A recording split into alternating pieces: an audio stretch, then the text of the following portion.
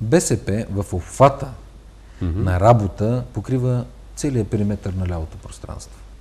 Като членове, симпатизанти, поддръжници. И в целия този период е стигала в дълбочина до обикновения българин, в диалогов режим. Както от страна на местни структури, така и от страна и на национално ръководство и народни представители.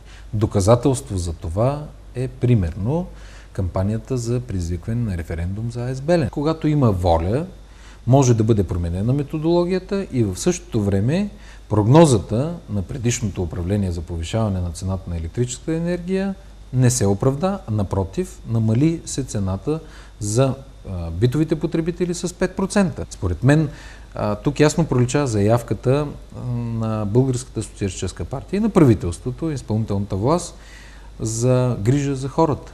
Да има отношение държавата и всичко, което е възможно да се направи, за да се подпомогне бюджета на българското семейство, то да е факт. Не е грижа за хората това, че за българските пенсионери таксата при личен лекар ще бъде 1 лев.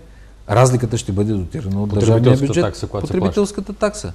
Сами знаете как БСП постигна при необходимост от 500 хиляди, подписали се за референдум, близо 800 хиляди. И то за по-малко от 2 месеца. Обхвата на работата и на чуваемостта на БСП е в пълнота покрит. Затова е необходимо да има дискусии по различните теми на различните нива. Както на местно, регионално ниво, така и на национално ниво. Аз правя много срещи с редови членове, не само с ръководството в отделния район. Защото информацията, чувствителността на партията за мен е изключително важно да знам какво се случва и сред редовите партийни членове.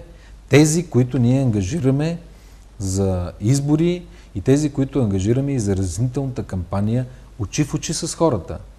И всеки опит да се направи внушение, че БСП не е жива, не е тази масова партия, която има покритие във всяко населено място, как го коментирате този е деструктиращ и работи в полза на опозицията в днешния момент.